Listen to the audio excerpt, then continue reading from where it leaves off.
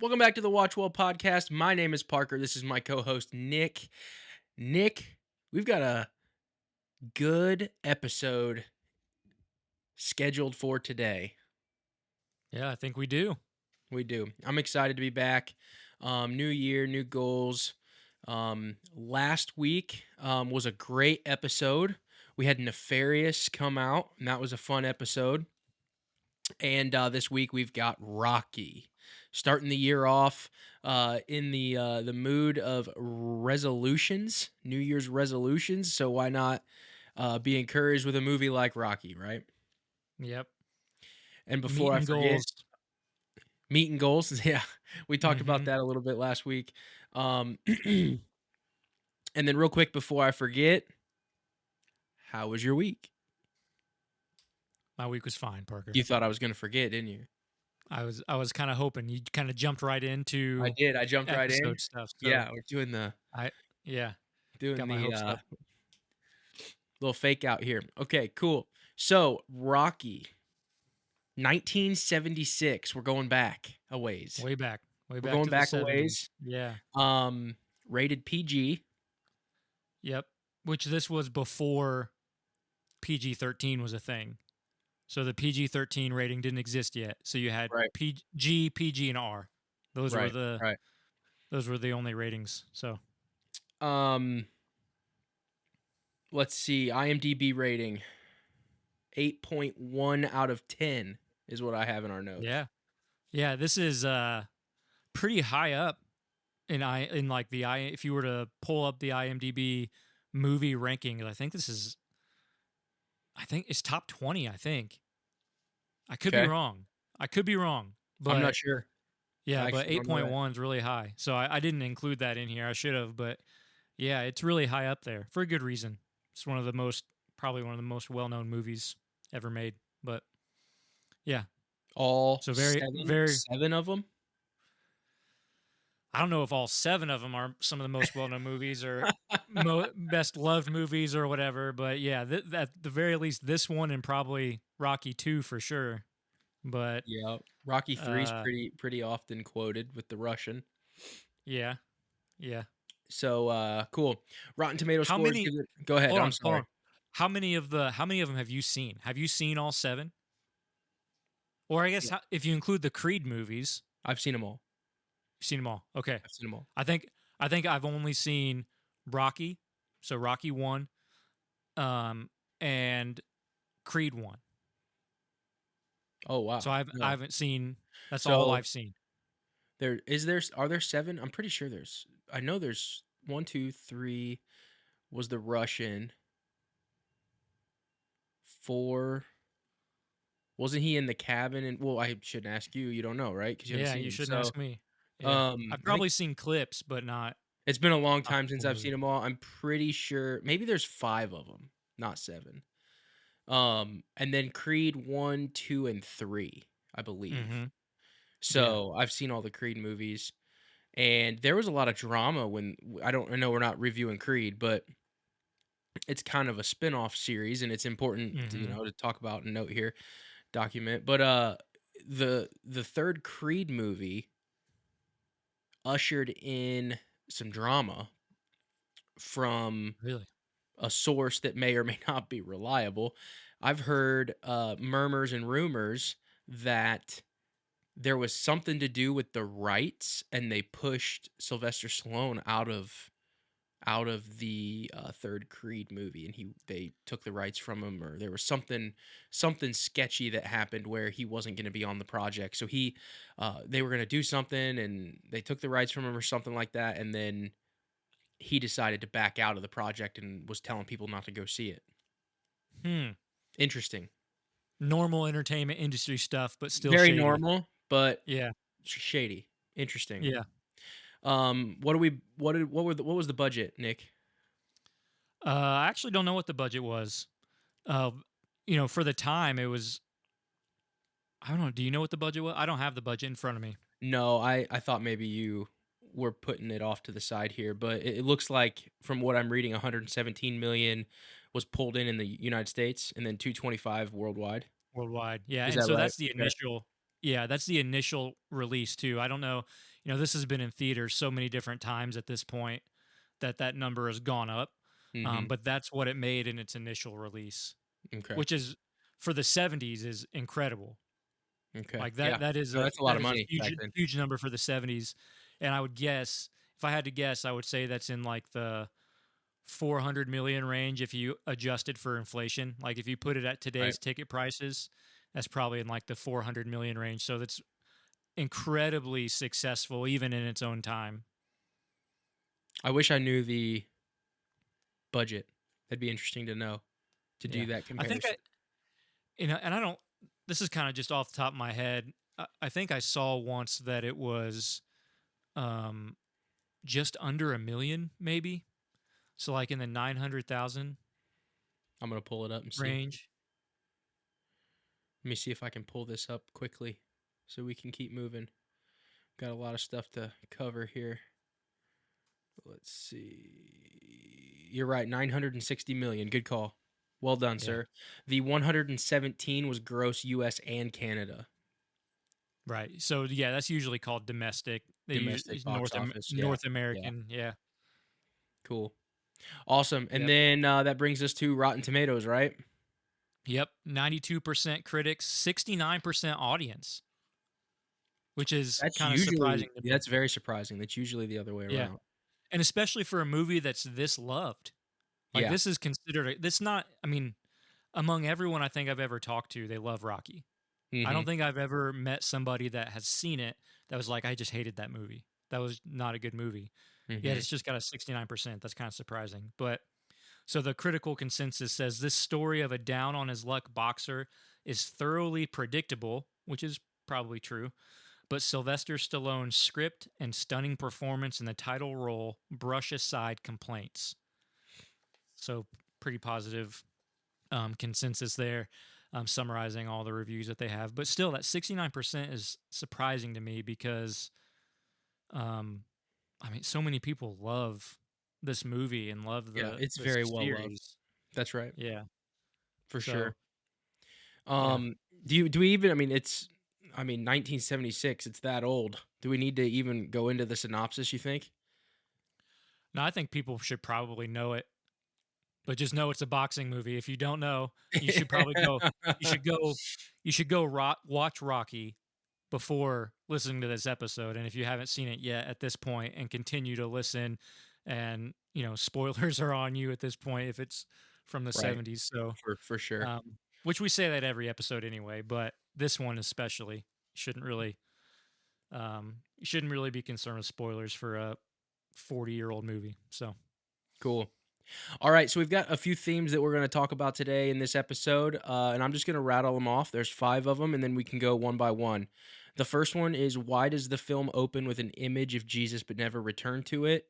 And then, in addition to that, in what way does the image set the tone for the story? Theme 2, the significance of being chosen. There's 3 subpoints to this one: a bum fighting bums whose locker was given away, chosen by the heavyweight champion. And then we've got some Bible verses to wrap that one up.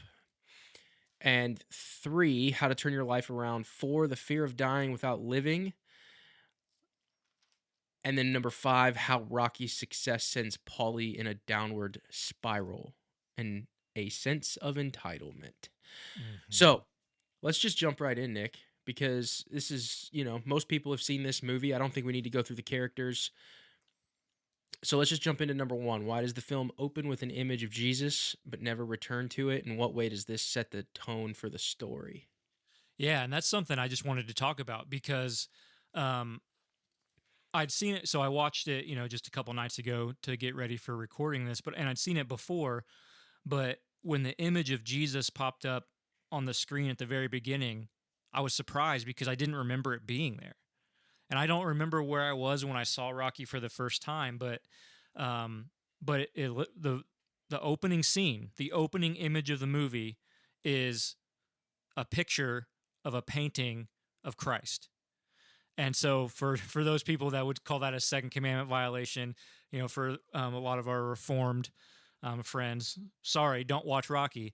But but when a filmmaker is putting together their film, when they're writing it, everything has a purpose. Everything is done with intent. Mm-hmm. And I don't think that I can remember, I don't think a theme or even mention at all of religion ever comes again in Mm-hmm. the film. Like there's no church scene. There's no that I can think of. I can't remember any moment where a specific theme of Christianity or religion ever comes up in the movie at all. Not a piece of dialogue, nothing. Yet Jesus is on purpose the first thing Sylvester Stallone wanted you to see in the film. Why? And so that makes me ask, why did they do that? What could possibly be some reasons, and how does that connect to the story? So I wanted to get your thoughts, and then obviously people can comment if they have their thoughts too, or they disagree with what we come up with. But I just thought that would be an interesting discussion point. Why would they do that? Because usually that image is setting the tone for the rest of the film. So how does it, does it accomplish that goal? And if so, how? All kinds of things that we could talk about there. Yeah, so if you're getting my thoughts, I guess I think that's a good thing to just ask how it sets the tone for the movie. I guess I didn't really think of that because I watched it and I think I've just always overlooked that scene and I've Yeah. never really put much thought into it. The things that come to mind though are maybe there's a hint at some type of gift or second chance or some type of maybe redemptive, what would that be called, maybe some type of redemptive hinting at of Mm-hmm. of a previous life. Rocky, we have it in the synopsis here, but most people have seen the movie. So Rocky's a down on his luck kind of boxer, kind of kicked out of the gym. His locker was given away.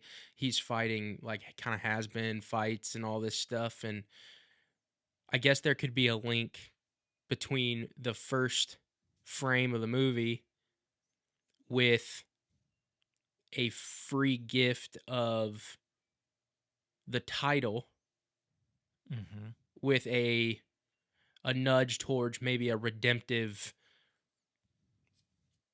choice to take the fight, I guess. Maybe. I don't know. I'm kind of thinking out loud and off the cuff here, but those are just some of the things that maybe come to mind. Yeah, I think you're right, spot on with all of that, because if you were to pick out one major theme, it's probably redemption. Um, But then and I I think don't but then I think redeemed from what? Because I don't right. remember, and maybe you can fill this in. I don't. It seems like a big jump though. So like we can say that from our own presuppositions. That would be an easy Mm-hmm. jump to make. But someone else watching the movie may not make that jump because it doesn't follow. Let me be more clear. Sorry, more precise. The image of Christ does not follow a bad choice or you know something to that effect. Does that make sense? Yeah, unless you consider Rocky, when we meet him in the story, is just a series, like his life is a series of bad choices and bad circumstances. Right? I mean, like at the point that we meet him, You mean because like we see him. assuming that right initially. Yeah, that's right. Yeah. So like his entire life, because right after that image, isn't it him? Isn't that first opening scene? So he has like the low level fight where he beats a guy, and then Mhm. he goes to the gym, and that's when he finds out his locker's been taken away. So maybe it has something to do with him like being cast aside. So they're setting the tone that, when we first meet Rocky, he's somebody who's being cast aside, but the image of Christ maybe gives the audience hope of Rocky's rise and rise to prominence and rise to glory and overcoming obstacles, maybe. I mean, maybe redemption in that sense could Or be what yeah, the yeah, or even filmmakers are going for. yeah, I could see that. Or even a maybe it's even more simple of Christ was a person who came as essentially a nobody Mhm. and then ended up being everything to everyone. And it was Yeah. and that's essentially Rocky's journey from the beginning to the end because, spoiler alert of course, but even though he didn't win the final fight, there's a lot to say about maybe what you gain along the way Mhm. and the importance of relationships and that the victory is not just in the glamour, I guess is what I'm trying to say. It's in the process and the hard work and the friendships and the love. So maybe there's a what would the word be? Like a dichotomy maybe? I don't know if that's the right word, but between coming from nothing because Rocky's dream you would assume would be to win the title. Mhm. But on the back end of the film, he kind of shifts into something different. And now that we're talking about this, it's kind of making me think of like, I wanted what I don't want what I wanted, and I want what I didn't want. Mhm. What is that? Romans is that Romans chapter 6? Um, where I Somewhere around do there. somewhere something 7 like maybe. that. But what I'm Yeah. saying is, if I can get this out, at the beginning of the film, you would think that the person that Rocky is wants to be the world heavyweight champion. Mhm. But somewhere along the way, he stops caring because at the end of the final fight, they're announcing the split decision. You'd think everybody would be involved in that and completely captivated by that. And what is Rocky doing? He's yelling for Adrian. Yeah. He's So uninterested. he's Yeah. completely detached from the title, and he wants the girl. He wants the girl, and he was completely fulfilled with his performance in himself. So the win was not the title, the win was going the distance with Apollo to prove to himself that he could do it, and the award was his love interest Mhm. in a way. So you talking about that just brought this to mind, and I might butcher it as I'm trying to say it, but so again, going back to the image of Christ, if we were to you talked about how the process or the journey to get to that fight, all the preparation and things like that were as important as the journey. And so if I try to make that again, because the movie demands us to making a parallel back to Jesus, and the movie opens with that image, I wonder if there's something in there, whether intended or not, that's pointing to the fact that Jesus came in, entered the world as a lowly, humiliated, and I'd mean that in like a humbling way, not like humiliation, oh, I'm so embarrassed type of way, but Jesus is humbled in the form of a child and enters the world, and from that moment was being prepped, and everything that happened was to get him to the cross. And the cross is the final fight. The cross is him going to battle with sin.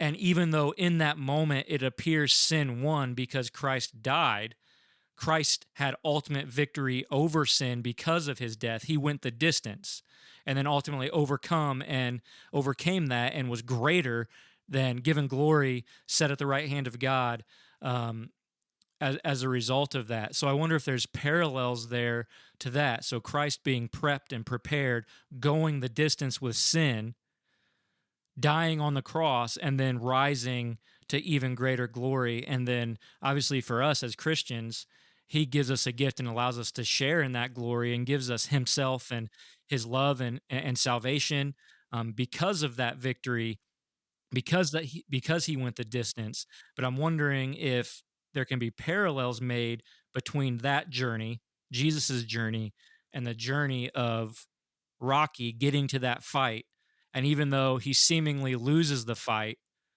coming out with greater prominence and greater glory than he came into it with. So that was just a thought on that. But so yeah, the image of Jesus is one that kind of baffled me at the start. But yeah, there's definitely purpose and reasons that the filmmaker, which is Stallone, he didn't direct it, but he did write it.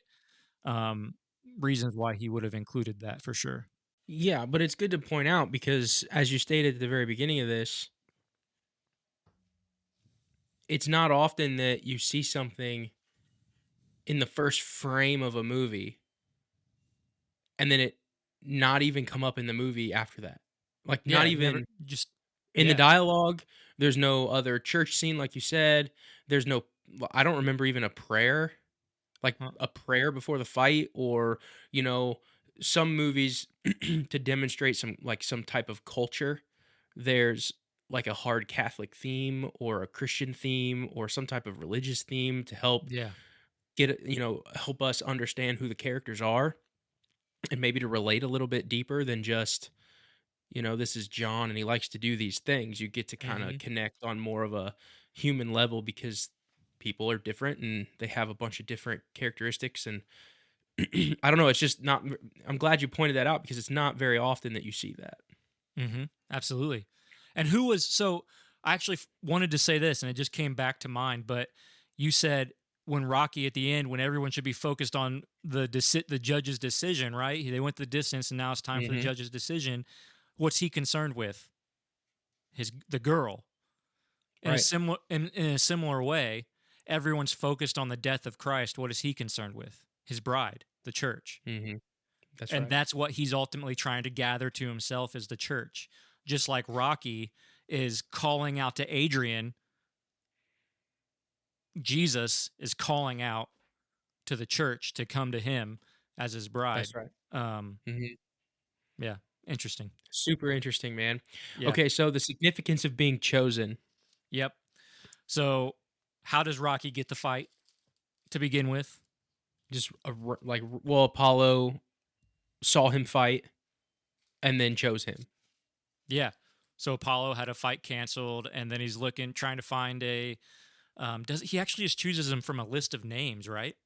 Yeah. From a and he chooses him because his name is like the ultimate Philadelphia or maybe I can't remember if they used if they referred to him as um like the The ultimate Italian Philadelphia, stallion. the Italian style. I can't remember exactly what they say about him, but it's something about the name Rocky Balboa that they is why Apollo chooses him.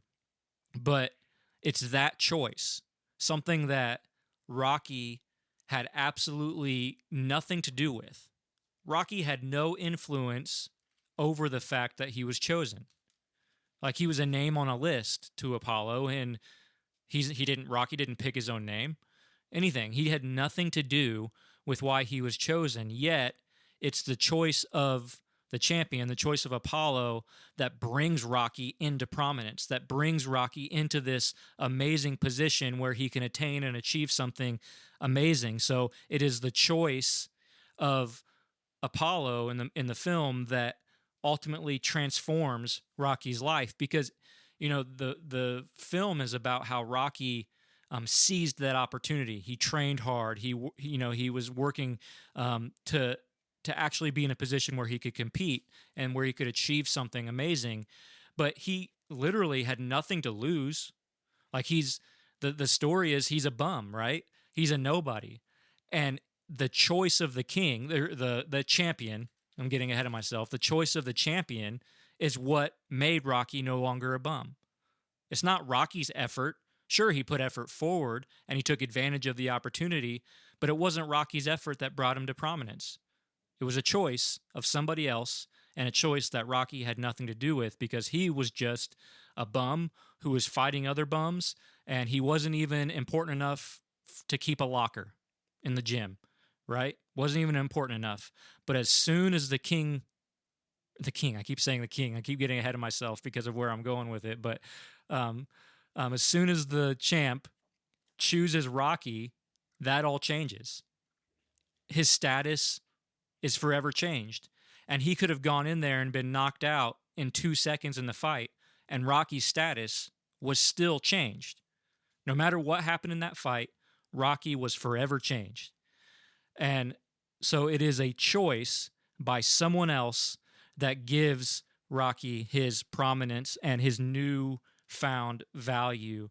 And so I just wanted to read Ephesians chapter 1, starting in verse 3, I believe.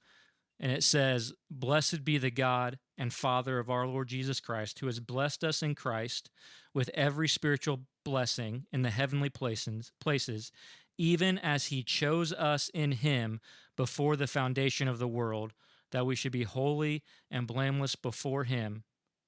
In love, he predestined us for adoption as sons through Jesus Christ, according to the purpose of his will, to the praise of his glorious grace, with which he has blessed us in the beloved."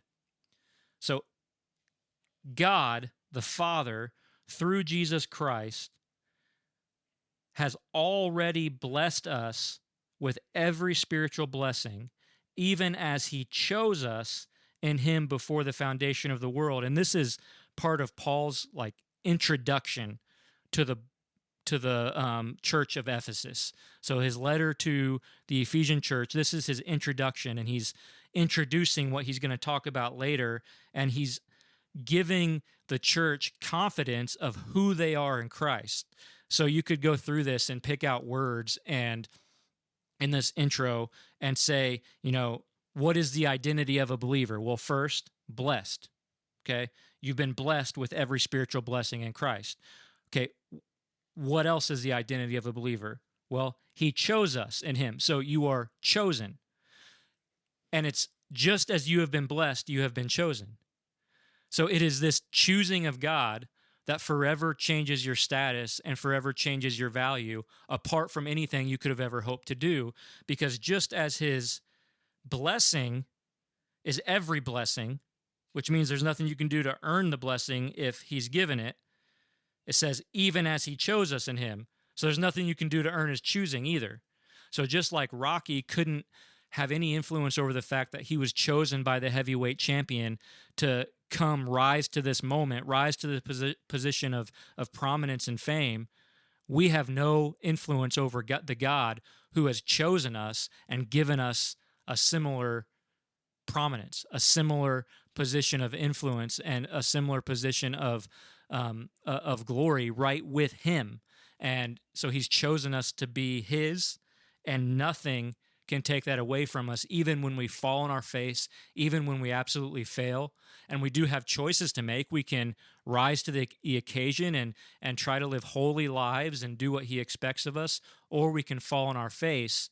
But either one of those things have no impact on whether we've been chosen and given this new status by God. So our position is based on his choosing, and that is the significance of being chosen. So just as Rocky is chosen and brought to fame, we too have been chosen by God and brought to our position and status before him. That's good, man. It's really good. I think we should just move on because that was really good. Yep. How to turn your life around. Yeah, so with that, I think it's just kind of the there's less specifics about that one, other than just to point out that Rocky's life wasn't what he wanted it to be, right? I think that's fair to say. He talks down about himself. It seems like the only area that he has any confidence whatsoever is when he's trying to pursue and ask out Adrian. Mm-hmm. Like that's the only time he ever has any type of self-confidence or anything. Very self-deprecating humor. Yeah. And when he's wooing her and trying to get her to open up out of her shell. Mm-hmm. Yeah. So yeah, but ultimately, talking about him being chosen by the champ to fight and that turning his life around, he did have some choices to make about, am I going to actually put in the work and go into this fight ready? Am I going to do everything I can to be the best that I can possibly be? Or am I just going to take this and it's the end of it? I've been chosen. And if I go down in a few seconds, I go down. Like, he had a choice to make. And through through his choices, he was able to turn his life around and ultimately be where he wanted to be and achieve goals and dreams that he had and things that he never thought possible otherwise. I think it's also worth pointing out when we talk about how to turn your life around, and I think you're touching on this too, but there's a lot of opportunities that come to us as a general statement, and we fail to see them as opportunities. So I think it's Yeah, important to point absolutely. out that Yeah. if you want to turn your life around and you're in a bad spot, or you don't have a lot of self-confidence, maybe it's finances, or maybe you want to start a business, or maybe you have this dream, insert dream here, you know, you've got to look at every single problem as an opportunity to solve the problem and be better. There's a changing, and it's kind of the same path that you were talking about that Rocky went on. If he would have gotten this opportunity and he wouldn't have taken it, because at the beginning he said no. Yeah, he said no. So if he wouldn't have taken it, then he wouldn't have changed. If he would have continued to persist and say no, I'm a nobody, I fight bums, I am a Hmm. bum, it's not, no, I'm not your guy, then I think it's I think that's where regret seeps in, is where you don't have the confidence at the time the opportunity comes, and then you don't take it, and then later you regret not trying. And as encouragement, I would just anybody that's listening to this, I would say go for it. Just find a way. Now it may be harder, your circumstances may be more difficult than somebody else's, but it doesn't mean that there's not a way out. And that's just what I'm talking about. Every problem is an opportunity to solve and get better, get into a better situation, because no help is coming and no one cares about you or your family as much as you.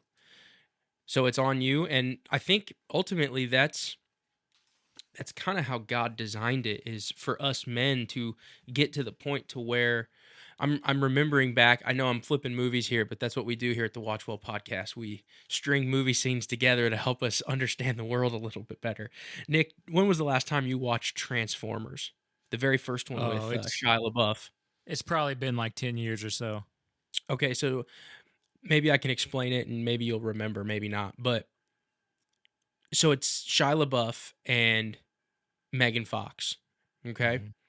And there's a point at which you can tell that the movie is starting to approach the climax. And I think that wow, I'm forgetting the director now. Michael Bay. JJ Michael Bay. I almost, yeah, I was thinking JJ Abrams, so I was like, that's not right. Michael Bay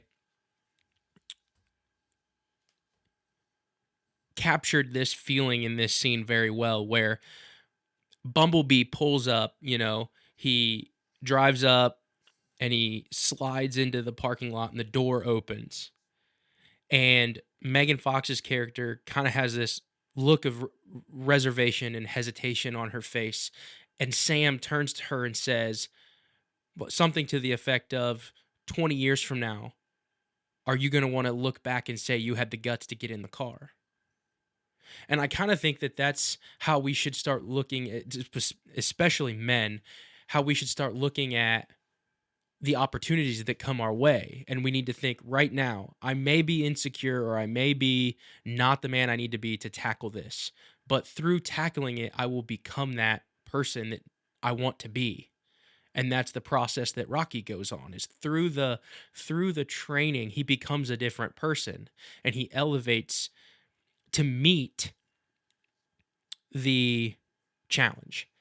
So I would just say that as some encouragement, go for it and find ways to solve those problems so that it can work out because it's up to you. It's up to us. And yeah, I think that we need to be like we need to kind of capitalize on those things. Yeah. Yeah, absolutely. Yeah, I don't have anything to say to that. Yeah, I think that's Okay, good. cool. Yeah. The fear of dying without living, Yeah. which This kind of is a is great segue. yeah. I kind of forgot Yeah. about this point. It's That was absolutely not planned. connected. Um so yeah, so this came to mind with the scene when Mickey shows up at Rocky's apartment trying to convince Rocky to let Mickey be the manager for this fight Mhm. and help get him ready and all of that stuff and be there with them. And um Mickey seems extraordinarily desperate. And he's trying his best to be a salesman, trying to sell Rocky on the idea, and Rocky is absolutely opposed. Like, in Rocky's mind at this moment, Mickey's the guy that took his locker, who didn't think highly enough of him to keep his spot there at the gym. And earlier in the movie, I think when Rocky's asking why, didn't Mickey say something like, because you had the potential to be great and you did nothing with it, or something like that? That's not an exact quote, but he says something like that. That's why he treats him so poorly or is so hard on him or whatever the conversation was at the time. But because Rocky had so much potential and he did nothing with it, I think is what Mickey says um, in that scene. But Mickey, when Rocky's turning Real him quick, can down, I interject here real quick? yeah, go for it. Go for it. So maybe this is where you're going, and I apologize for interrupting if this is where you're going. But before you say any more, I'm curious as to who you related to most in that moment. So I'm remembering the scene that you're talking about. They're screaming at each other, and I think Rocky goes into the bathroom and shuts the door. Yeah, yeah, In that's that what I'm talking about. exact moment, who do you relate to the most? Do you relate to Mickey, or Rocky? I'm curious. Hmm. That's tough.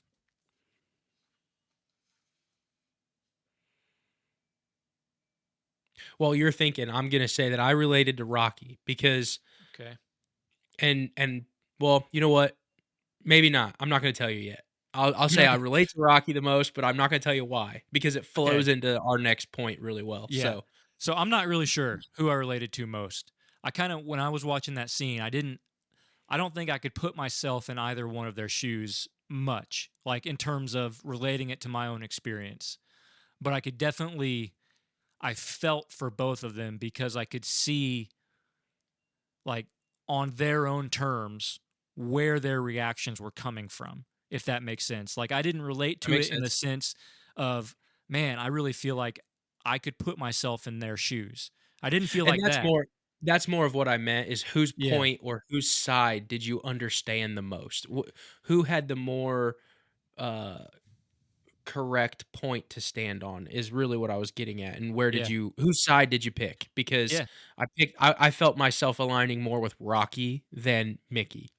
So, like, you think Rocky should have maintained his no answer, or you just I'm think not that saying he that was. he should have. No, I'm saying that I would have. I think I'm validating his feelings more I than never I Mickey's. never thought I would hear you use that phrase.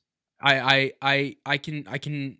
Well, I see where you're coming from, and that's really funny. But what I'm saying is, so I guess I'll play my hand here a little bit to Okay. elaborate, and then we could go back to your point. But so we're talking about Mickey and Rocky. Rocky gets this opportunity, and then it seems as if Mickey comes out of nowhere to Absolutely, it piggyback does. off of Rocky's opportunity. Mhm. And I think it's very interesting. So I felt like, well, if I was Rocky, I'd feel the same way Yeah. because I've got this opportunity and I want to go find somebody that's going to train me that actually believes in me, not the guy that, was telling me that I was a washed up has been for the Mhm. last however many years, and now wants, a piece of the pie, or wants the fame of being a trainer, because the leeches come out of everywhere Mhm. when opportunities of that magnitude come along. And that's why you got to know your people, and you got to have a good inner circle of people that is gonna kind of ride or die with you. But that's kind of where I was. And then that kind of spills into the next point of more of the opposite reaction with Mhm. Paulie. And I think that that's a really good juxtaposition of the two characters, where you have one that's trying to leech. We find out later that it was kind of a match made in heaven, and it was really good that Rocky let Mick train him. But then on the other side of that, you've got the family member, the buddy, who is seeing everything that he could have if he took those opportunities, smaller in degree. But Rocky's, dating his sister now, and that's Mhm. going really well. He gets this title fight, and that's going really well, and he's getting a lot of attention, and now he's gonna, fight for the title, and he's getting a lot of fame, and everything's going well. And Paulie just kind of sends himself down this spiral of, what would you call it, self-indulgence and S- destruction. yeah, maybe Like, self-hatred even. Like you know he's so I just thought that those juxtapositions, or the two comparing the two character arcs, was interesting. And that's where I was yeah, kind of going with that, to see where your thoughts were on maybe who had the more, I guess, correct feeling in that moment. It's good that they both yeah. overcame it, and whatever, but I was And I curious as to wonder what you thought.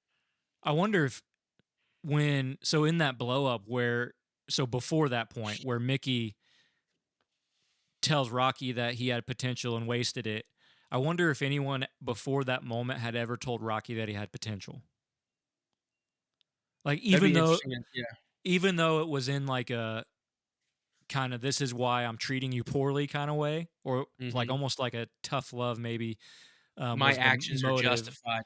My Yeah, actions of treating you poorly are justified because you didn't, use your talent right. in the right way, didn't reach your full But potential, whatever. but at the same time, it's also acknowledgement that Rocky had potential. That's correct. And if he did have potential, then why wasn't Mickey a good enough coach to bring it out of him? Yeah. Yeah, there's all kinds of questions There's there all with those kinds of, characters and the relationship. yeah. So Yeah. it's kind of a, it's kind of a, what's the word? They're both guilty, is what it comes down Yeah. to. They're Yeah. both guilty of the same thing. Yeah. One just got Yeah. the opportunity and the other didn't. And I mean, you could have had the same movie if Mick got the opportunity to train Apollo Creed, and Rocky would have wanted to be a sparring partner. You would have had the same Or movie. something. Yeah. Something similar, you know? Yeah. So it could be similar, yeah, but just from a different perspective. Um but yeah, both Rocky and even I didn't even think about it in terms of Polly necessarily, but you bringing it up definitely creates a a good connection there.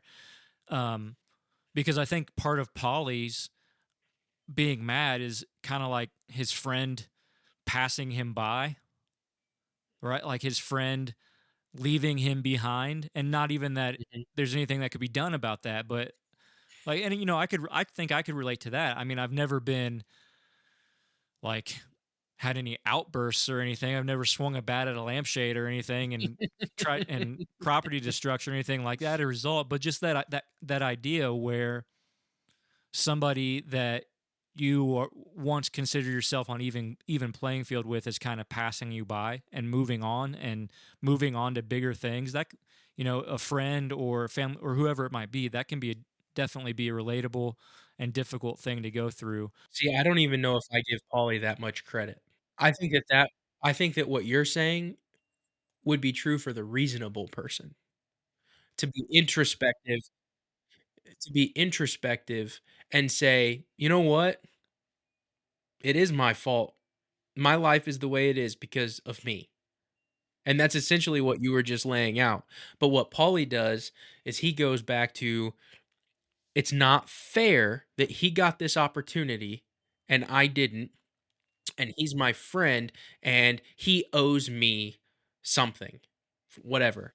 He owes me. And that jealousy leads to entitlement when, if we're going to love our neighbors as ourselves and we're going to submit to God, then it doesn't really matter what comes our way or our friends' way. We need to be happy for the blessings that they get and the opportunities that they capitalize on. And we need to celebrate our friends and family. And we need to celebrate other people that get those opportunities and take advantage of them. And then in submission to God, this is the path that I'm going on, and I can only steward the opportunities that I'm given, and they're given from above. So we just have to really kind of get back to the roots of humility, I think. And in this sense is this kind of metaphor example, and really just be happy for those that good fortune smiles on. um and when I say good fortune, I mean, if you're gonna make $1 million, then that's a blessing that God has given you, and you need to steward that well, no differently than if you make a lesser amount of money to whatever degree, you need to steward that well. And the stewardship and the submission to God is equal, and celebrate those together as a body of believers, I think, is important. So with that, the movie is incredibly like motivating, right? You watch Rocky, it's one of those classic sports movies that makes you want to go do something. If you're you want to go work out, or you want to go like accomplish something because it's motivating. But um one of the things I think a movie like this brings out in people, and this is kind of what I was talking about with Polly, and I'm totally on board with you. I don't know that his character necessarily was introspective enough to recognize this, but I do think there's probably some underlying fear there about living without doing anything that matters, whether he believes it's his own fault or whether he's blaming somebody else for that. And so like I think most people can acknowledge that there are those who go through life and they're existing, but they never truly live. Like they're not actually living life. They're just kind of going through life, and it is what it is. And I think we've seen that before, and I think that also relates back to the Christian life as well, because we've been made alive through Christ, right? He has given us life through his life, death, and resurrection. He has brought us to life, given us new life. But then from that moment, you can be alive and not truly live. And so like Romans 12:1, for example, is kind of where I'm going with this. I appeal to you, therefore, brothers, by the mercies of God, to present your bodies as a living sacrifice. And I'm actually going to stop there before the verse even ends. So the nature of death is to rebel against God through suppressing your knowledge of him and disobeying him and seeking your own glory. So we have a choice to make every single day of our lives of if we're going to live for death or if we're going to live in him. And the only way to truly live is to obey and glorify God. And we have that choice to make where we can live for him or we can live for death. And we can know. And this is where the message of the gospel should like run through walls and like meet Polly and Mickey and Rocky exactly where they are, because when you are truly living, meaning again obeying, knowing God and living for his glory, you know that everything now matters. The thing, even the mundane, even somebody like Polly, who probably doesn't see his career as something that's all that important, going to the, he's working in the meat freezer or whatever, he's a butcher and he's doing all that stuff, or Mickey, who's like, my prime was years and years and years ago, and now I'm just this trainer at a low level gym with nobodies and bums that I'm training and not seeing any success, or you're Rocky, who sees himself as a bum fighting bums, who is just nothing and trying to make ends meet. When your life changes and you truly live following Christ, everything is transformed and everything now matters, has stakes, and is important and adds value if, again, you're living for him and following him with everything that you have and seeking to bring him glory. So that's how we find that meaning, that life, that living that Mickey's trying to find when he repeats over and over again. I'm 76 years old. I'm 76 years old. I'm 76 years old. Like, and he's saying it as kind of a lament, as talking like time is passing me by. Well, you can train or not train Rocky, but you can still live regardless of that decision. You don't have to have any identity or anything in that decision. Live for Christ and live for his glory, and everything gains meaning and prominence from that moment forward. That's good stuff, man, for sure. All right, guys, we are back this year. Obviously, we've had last week's episode was Nefarious. If you haven't checked that out, go ahead and head over to YouTube or any podcast platform that you consume content and check us out there. And let's see, subscribe, click the notification bell so you never miss an episode, and follow us on social media. We are on Instagram, Twitter, and Facebook. Go ahead and subscribe over there. Like the page and follow us so you don't miss any housekeeping information if you enjoy the video. And we will see you next video. Hey guys, it's Parker from the WatchWell Podcast. If you liked this video, we want to go ahead and have you subscribe right here on this button. If you want to watch the full podcast episode, go ahead and click right here. And if you want to watch another WatchWell clip, go ahead and click right here. And remember, if you're going to watch well. We'll see you in the next one.